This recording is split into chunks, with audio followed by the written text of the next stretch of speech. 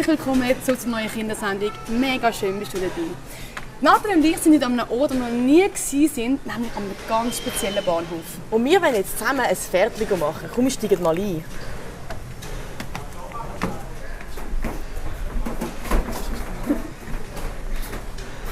Ja, und während wir noch warten, bis der Zug losfährt, wollen wir mal schauen, wo der Knüsli und der Geschwind gerade sind. Die sind nämlich auch unterwegs in ein neues, grosses Abenteuer.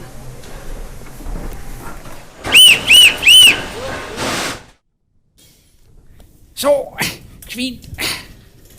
Gehen wir da das Bärli jagen, hä? Ja, für das sind wir jetzt extra auf Russland gekommen. He? Ja, es ist nämlich so, die hiesige Eisbärpopulation bedroht den Pinguinenbestand in Russland. Die fressen pro Tag ca. 5 bis 6 Pinguine. Jawohl. Eisbären? Ja, Eisbären. Und das müssen wir verhindern, indem wir die jagen. Jawohl. Wo hast du denn das gelesen? Das habe ich letzte im... wie hat das geheißen, das Buch? Spickheft hat das geheißen. Hat ein paar noch lustige Witze drin gehabt. Dann ist eben auch unter anderem das gestanden. Eisbären fressen pro Tag. Musst du dir vorstellen, 5 Pinguine. Da stellst du dir mal eine Familie mit 5 Pinguinen vor. Eine ganze Familie.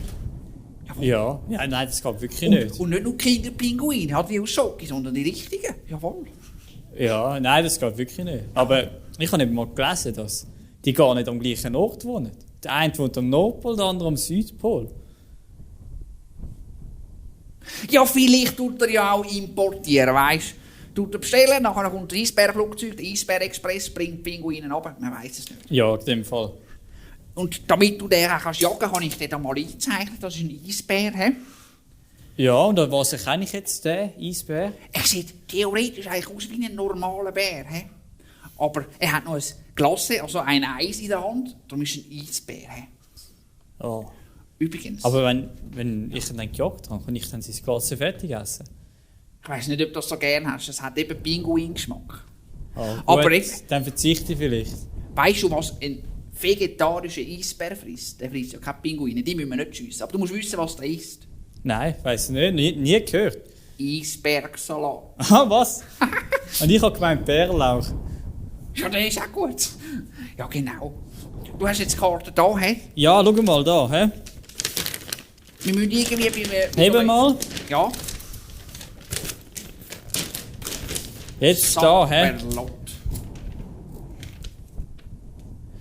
Ja, aber da, was steht denn da, hä? Pansake, Zambata, Tokio. Nein, das ist doch ein bisschen weiter, hä? Hast du die nicht aber auf Deutsch kaufen? Ich bin doch in den Laden gegangen. Und habe doch einfach eine Karte genommen. Da hat der Verkäufer voll einen Bären aufgebunden, hä? Ja, voll, ja. Aber Wenn man die weg bringt nichts. Tun wir mal ein bisschen beobachten. Ja. Geht. Irgendwo in Auspacken. dem Schnee wird es sicher ein Eisbär haben. Übrigens, ich muss sagen, die haben super Qualität. Gell? Die Sag sind nicht. vom Mikro, die fällt schlecht. Ah, das bist ja nur du. So. Also ich sehe noch nichts. Und hier sehe ich etwas. Wo? Schau dort. Wo? Dort, beim Wo? 4. Eisberg, links neben dem Schneemann. 1, links, 3, ja, ich sehe nichts. Aber das sind ist ja nicht so wichtig, es sind auch noch Kinder, die ihn gebaut haben. He? Ja gut, kann man da Sorry. weiter suchen, hä? Ja. Ui. Hast du das Was gehört? hast du? Hast du Nein. das Grummeln? Wo? Da hinten? Papa? Nimm das Gewehr führen. Das wird einer Jetzt höre sein. ich es auch. Ist das ein Eisbär? Das wird einer sein. Hol das Gewehr führen schnell. Aber nein, der ist aber mega laut. Wie groß sind denn die? Etwa 3 Meter. 3 Meter? Ja, bist du bereit? Nein, hey. Was? Nein, ohne mich. Ja, aber auch ohne mich in dem Fall. Der Geschwind und der Knüsli, die sind unterwegs in ein neues Abenteuer.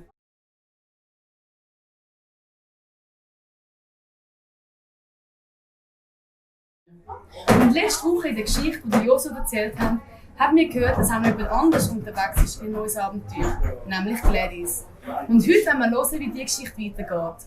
Und etwas Kleines schon vorweg, sie ist unterwegs in einem Zug ganz ähnlich wie der. Mehr dazu hörst du gerade nach dem Trailer.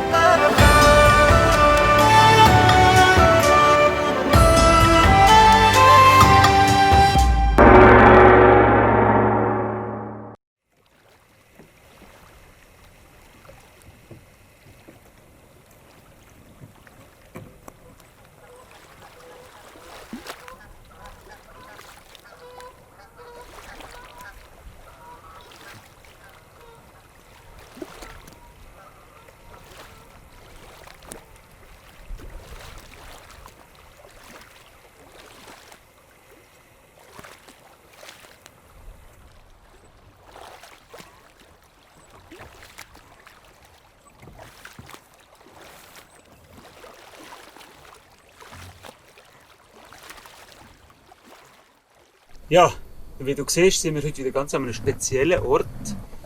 Zwar auf dem See raus, auf dem Bötli oder auf dem Schiff. Es ist richtig schön, gutes Wetter und so. Und herrlich. Und wenn ich an das Schiff denke, dann kommt mir auch Gladys wieder in den Sinn. Ja, weil Gladys, die hat eine ganz schwierige Zeit nämlich vor sich. Und ein Schiff, nur so viel zum Sagen schon, ein Schiff hat ihr mal gedient, dass sie gerettet worden ist. Aber mehr zum Schiff, das sage ich dann später. Bevor sie aufs Schiff oder bevor sie auf die Reise hat können, hat sie nämlich einen Haufen Geld gebraucht. Und darum ist sie am Zählen gewesen, Geld zählen, langt das, was sie hat, oder wie viel hat sie überhaupt? Sie hat erzählt, ihr englisches Geld.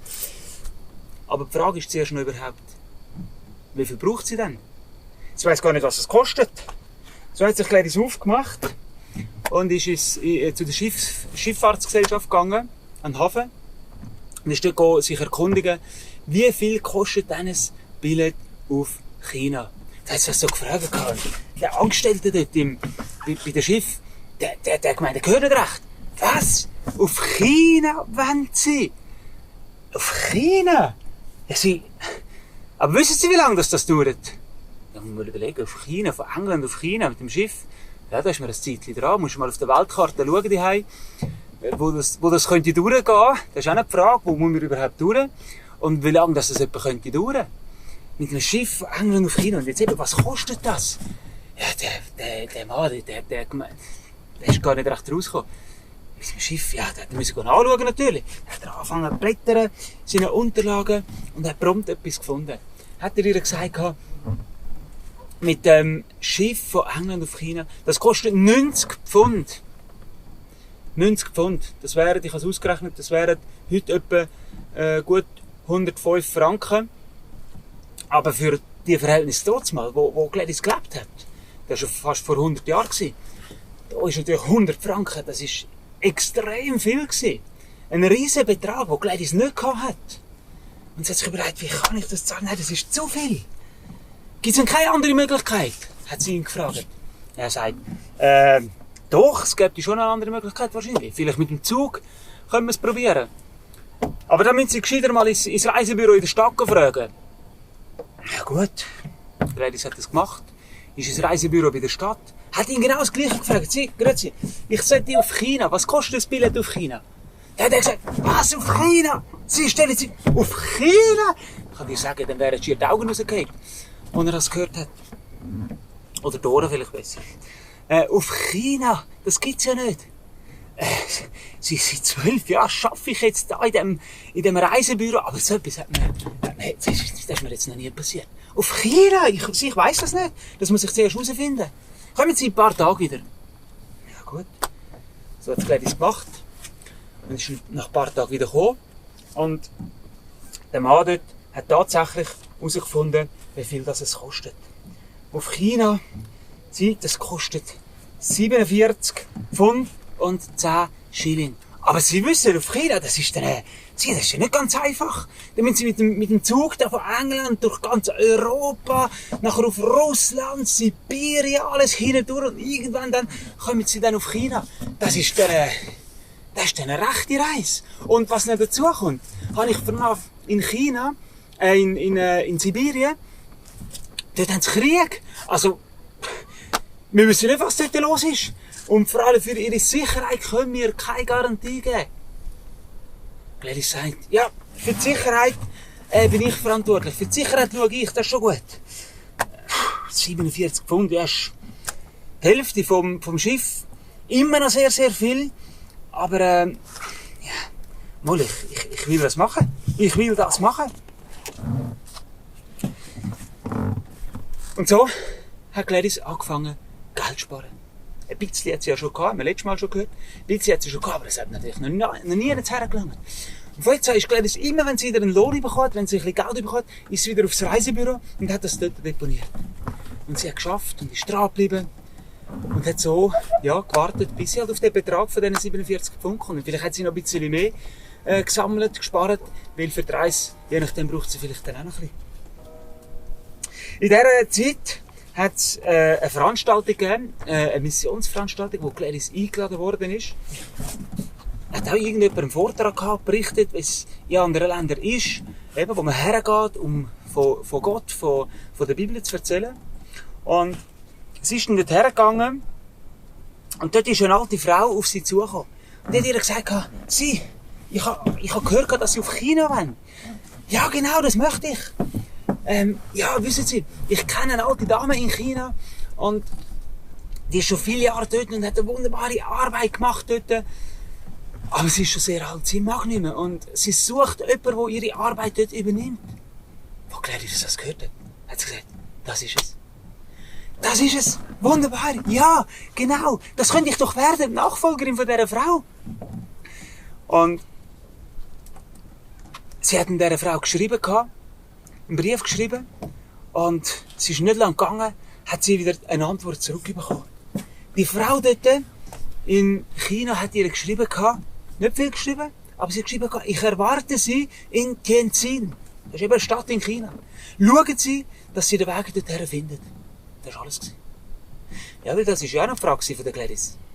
Einerseits soll sie auf China gehen, andererseits aber, woher in China soll sie denn gehen? Und jetzt hat sie die Antwort bekommen. Die Antwort von dieser alten Frau, Frau Lawson. Oder man könnte sagen, die Antwort von Gott. Gott hat ihr gezeigt, wo sie dort hergehen soll. Bei der Gladys, wahrscheinlich ist sie ein bisschen recht nervös geworden. Jetzt gilt es ernst und es hat jetzt ein grosser Plan, ein grosses Packen angefangen. Sie hat viel Arbeit gehabt, viel zu tun gehabt. Und tatsächlich, es ist so weit gekommen, am Samstag, am 15. Oktober, jetzt zum Schluss, 1932, also das ist schon viele Jahre zurück, ist sie in den Zug eingestiegen und von England abgefahren. Abgefahren Richtung China. Ja, das war der Start zu einer fast 4-wöchigen Reise. Stell dir mal vor, 4 Wochen lang unterwegs. Und das war eben nicht unbedingt nur eine schöne Reise. Gladys hat nicht gewusst, was sie erwartet. Sie hat nicht gewusst, was kommt.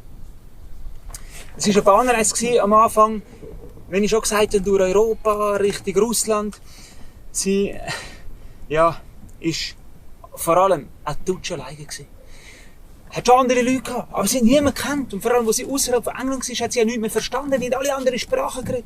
Also sie hat mit niemandem reden, als nur mit dem lebendigen Gott. Er hat sie gehört gehabt. Übernachten hat sie oft voraus in kalten Bahnhöfen. Und mit niemandem eben hat sie reden. Sie hat sich irgendwie so durchschlagen. Und man hat gelesen, ich habe gelesen, dass fast jeden Tag für sie wieder zu einer neuen, fast Qual geworden ist. Oder ein schlimmer Traum war es. Die Einsamkeit, die sie hatte, dass sie mit niemandem reden konnte, ist fast unerträglich geworden für Gladys. Und in dieser Zeit hat sie auch wieder nur zu Gott reden. Sie hat gewusst, Gott ist trotz allem da. Er lässt sie nicht allein. Und das ist tatsächlich wahr. Gott lässt seine Kinder nie allein. Das ist ein Versprechen, das Gott in der Bibel gegeben hat. Ich habe das gerade einmal nachlesen, ein Vers, wo steht im Buch Jesaja. Jesaja, ich schaue, wie ich es finde, 41, Vers 10. Dort steht, fürchte dich nicht, denn ich bin mit dir. Sei nicht ängstlich, denn ich bin dein Gott. Ich stärke dich, ich helfe dir auch. Ja, ich erhalte dich durch die rechte Hand meiner Gerechtigkeit. Also Gott ist da, er ist immer bei seinen Kindern. Er hilft und stärkt. Und genau das hat Gladys auch erlebt. Plötzlich ist ein Mann eingestiegen, hat sich bei ihr in unser Abteil gesessen und der hat ein bisschen Englisch können. Ja, heute können viele Leute Englisch, aber trotzdem war das noch nicht so gewesen. Aber der hat ein bisschen Englisch können und das war für Gladys so eine Erhörung gewesen. Wow, ich kann mit jemandem wenigstens ein bisschen reden. So schön. Und durch den Mann hat sie erfahren auch, dass der Zug, wo sie drin ist, dass der gar nicht weiterfährt. Sondern, dass er nur dort bis Sibirien an eine Grenze fährt. Und nachher nicht mehr weiter, eben weil sie Krieg haben hinten dran. Der Zug fährt nicht weiter. Was jetzt? Was jetzt? Wir haben gehört, letztes Mal, dass Gottes Pläne wunderbar sind und dass Gott mit seinen Plänen immer zum Ziel kommt. Und ich denke, Gladys hat sich an dem festgehalten. An dem einerseits und andererseits auch daran, dass Gott mit ihr ist. Dass Gott immer da ist. Ja, und ich kann dir sagen, das darfst auch du wissen. Wenn du an ihn glaubst, darfst du einfach den Trost, das Wissen in dir haben. Gott ist da. Auch wenn du ihn nicht siehst, er ist da. Und du darfst immer mit ihm reden. Du darfst ihm alles sagen. Er hilft dir. Er hört auf dich. Er hört dir zu. Ja, und tatsächlich ist es so gekommen. Bei jeder Station haben immer mehr Leute den Zug verlassen. Und andere sind dazugekommen. Aber nicht irgendwelche Leute, sondern Soldaten. Soldaten sind eingestiegen und die gewöhnlichen Leute, oder die zivilen Leute, sagt man, die sind immer mehr ausgestiegen. Bis es fast nur allein mit den Soldaten drin war. Dann sind sie in eine Stadt gekommen, die hat Chita geheissen, bereits in Russland. Chita. Und dort sind auch alle Soldaten wieder ausgestiegen. Ein Beamter ist nachher gekommen und hat gesagt, Gladys, Sie müssen aussteigen, Krieg. Nur das Problem war, der hat Russisch geredet. Und Gladys hat überhaupt kein Wort verstanden. Sie hat nur für sich gewusst, ich muss drin bleiben. Ich will auf China, ich will ja nicht irgendwo in Russland aussteigen. Ich will auf China gehen. Und so ist sie drin geblieben. Der Beamte hat sie nicht überreden zum Aussteigen. Der Zug ist wieder abgefahren. Und Gladys, ganz allein im Zug. Kein Mensch war mehr dort gewesen. Und plötzlich hält der Zug wieder an. Und Gladys schaut raus und sieht, ganz hinten am Horizont hat es so rot geleuchtet. Und es hat auch geknallt und tönt. So wie Donner. Aber Gladys hat gewusst, das ist kein normaler Donner von einem Gewitter, sondern das ist der Krieg. Das ist der Krieg. Kanonen, Gewehr und alles. Gladys ist sofort ausgestiegen aus dem Zug, aber es war kalt. Nicht wie heute, jetzt da, wo ich erzähle, es ist schön warm, angenehm. Aber da war es kalt, eiskalt, es war Schnee draussen. Und Gladys war kurz vor dem Aufgehen. Sie hat nicht gewusst, was soll ich jetzt machen? Ich bin ganz allein irgendwo im Zeughaus in Russland oder wahrscheinlich schon Sibirien gewesen. Ganz allein. Was soll ich machen? Soll ich aufgeben? Sie hat auch fast keine Kraft mehr gehabt. Sie hat nur noch zu Gott reden. Zum lebendigen Gott. Und sich wieder an den Vers in Jesaja 41 erinnern. Gott ist mit dir. Gott stärkt dich, gibt dir neue Kraft. Ja, manchmal fühlst du dich vielleicht auch so, ich mich auch. Wir verlieren den Mut. Wir wissen nicht, wie es weitergeht. Bei irgendwelchen Sachen. In der Schule, mit den Gespänli vielleicht. Oder daheim in der Familie, wo es nicht gut läuft. Ich weiss es nicht. Aber du darfst dich immer wieder erinnern. Gott hilft dir. Bete zu ihm. Red mit ihm. Es ist plötzlich in den Sinn gekommen, es muss doch noch jemand rum sein. Hast du gemerkt, wer? Genau, der Lokführer. Jemand hat den Zug fahren. Der Lokführer war dort. So ist sie zu ihm gegangen, hat ihn auch gefunden und hat mit ihm so mit Händen und Füßen reden. Und er hat ihr klar machen, dass der Zug dann nicht mehr weiterfährt. Der bleibt da, bis die verletzten Soldaten kommen. Und hat Gladys gewusst, ich muss alleine zurück. Und so hat sie sich mühsam zurückgekämpft. Mit eben Schnee und Kälte und wahrscheinlich sogar noch Dunkelheit am Gleis entlang hat sie sich mühsam mit den letzten Kräften zurückgekämpft. Stunde um Stunde ist vergangen. Doch Gott hat ihr geholfen, Gott hat ihr so viel Kraft gegeben, dass sie es gerade noch geschafft hat, bis zu dieser letzten Stadt, eben Chita. Dort ist sie hergekommen. Und dort haben sie auch genommen, sie haben sie, ja, sogar fast ein bisschen gefangen genommen, aber sie haben sie in einen warmen Raum getan. Und das ist schon eine gute Erholung gewesen. Aber sie war ja hungrig gewesen. Sie hat eben fast keine Kräfte mehr gehabt. Dort, in diesem Raum haben sie ihr aber auch den Pass weggenommen. Haben herausgefunden, dass sie Engländerin ist. Und Gladys hat nicht gewusst, wie es jetzt weitergeht. Was passiert. Nach einem Zeitchen hat man ihr dann den Pass aber wieder zurückgegeben und hat ihr erlaubt, doch weiterzureisen. Und irgendwie, ich weiss nicht wie, ist es dann eben gleich möglich gewesen, dass sie mit dem Zug weiterreisen können. Sie haben das gemacht, sie war so froh gewesen, ist in einen anderen Zug eingestiegen und durch ganz Sibirien, ich weiss nicht, ob es eine andere Linie war oder ob es die gleiche Linie wieder durchgehen können, ist sie mit dem Zug weitergefahren durch ganz Sibirien durch. Wahrscheinlich wieder tagelang unterwegs gewesen. Und sie hat schliesslich eine Stadt am Meer erreicht, Vladivostok heisst die Stadt, und die ist ja eigentlich schon fast in China, ganz nahe bei China, an der Grenze. Direkt am Meer. Aber eben immer noch Russland. Und von Russland auf China über, Gladys hat nicht gewusst, wie es geht, wie es passiert.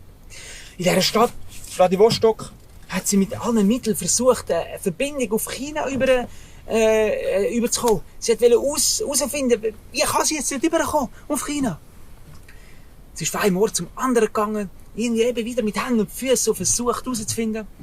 Und dann, wo sie wieder zurück, das das habe ich vergessen zu sagen, sie hat dort übrigens noch ein Hotelzimmer bekommen, wo sie wohnen, übernachten. Und dann, wo sie wieder zurück ins Hotel geht, da plötzlich merkt sie, wie eine andere Frau sie um die Schulter hebt und sie anspricht. Die Frau sagt zu ihr, sie wollen doch auf China gehen, oder? Sie sind da unsicher. Sie können da bleiben. Entweder müssen sie sofort raus, oder sie schaffen es nie mehr. Schauen Sie mal Ihren Pass nach. Dort steht nicht mehr, dass Sie Missionarin sind, dass Sie auf China wollen, um den Menschen zu helfen, um den Menschen von Gott zu erzählen, sondern Sie haben das abgeändert, die Maschinistin. Das bedeutet, Sie wollen sie irgendwo in der Mitte von Russland, und das ist ja ein riesiges Land, irgendwo in eine Fabrik tun, dass Sie dort arbeiten müssen. Und Sie werden nie mehr im Leben zurückkommen und irgendetwas anderes sehen. Sie müssen heute Nacht flüchten. Die Frau hat ihm weitergeredet, sie hat ihr einen Fluchtplan gesagt. Heute Nacht kommt oder klopft an ihrer Tür ganz leislich jemand und gehen Sie einfach mit dieser Person mit, schwätzen Sie keinen Ton, gehen Sie mit dieser Person mit. Gladys hat keine Ahnung gehabt, wer es ist, die unbekannte Person. Vielleicht war es ein Engel Gottes gewesen. Gott kommt nämlich immer ans Ziel und er hat alle Möglichkeiten. Gladys hat nicht viel nachgefragt, sondern sie hat es einfach gemacht, was die Frau gesagt hat. Und so ist es schon, wie sie gekommen ist, so schnell ist sie dann wieder verschwunden gewesen.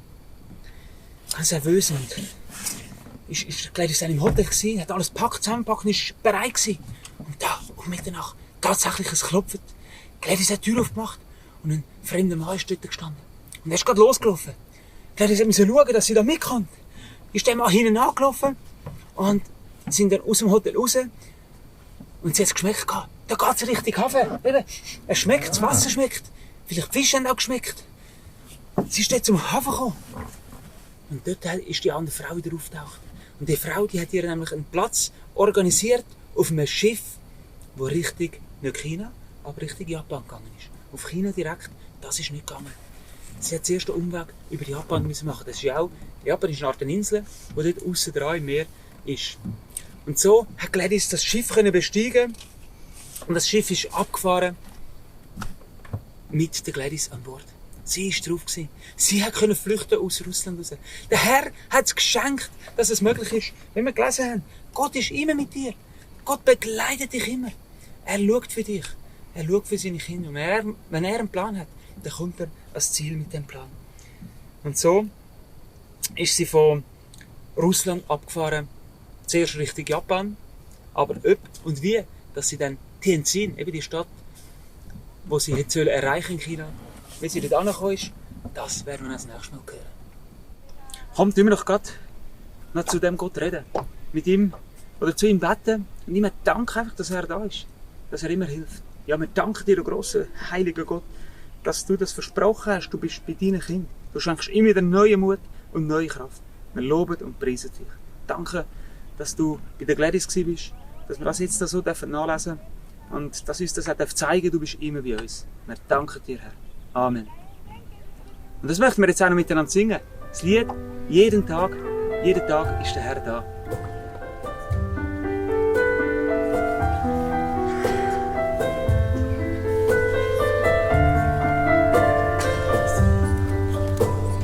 Yeah.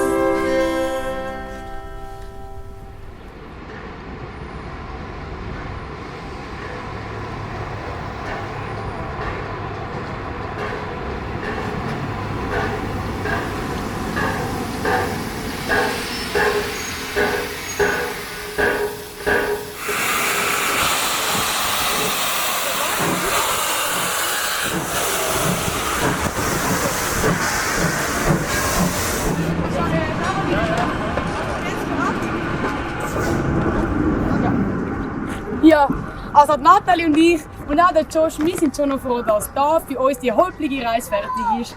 Aber bei der Gladys, dort geht die Reise noch weiter. Und davon hören wir dann nächste Woche. Genau. Und Noemi, willst du dann gerade die erste Frage vom Quiz machen? Hey, vor, wir werden dann wieder schauen, wie gut die aufgepasst haben. Die erste Frage ist, wie viel hat die Reise mit der Bahn nach China gekostet? Antwort A, 42 Pfund und 10 Schilling. Die Antwort B ist 52 Pfund und 10 Schilling. Und Antwort C ist 47 Pfund und 10 Schilling. Und die zweite Frage ist, der Beruf im Pass von der Gladys ist geändert worden. Zu welchem Beruf? Antwort A, Kindermädchen. Antwort B, Missionarin. Oder Antwort C, Maschinistin. Genau. Und die dritte Frage ist, wohin ist das Schiff gefahren nach Vladivostok? Wo ist es dann weitergefahren? Antwort A, China. Antwort B, Japan. Oder Antwort C, Indien. Genau. Und jetzt müssen wir noch sagen, was es zum Preis gibt. Oh ja, okay. Wir haben gedacht, diesmal gibt es etwas Salziges. Und zwar Original Pringles. Wir zwei oder wir drei machen nachher schon mal eine Testrunde mit den Paprika Pringles, aber ich sage euch, die sind richtig gut. Ja. Darum füllen das Quiz aus. Wir verabschieden uns da und sehen uns nächste Woche wieder. Bis dann! Dann tschüss!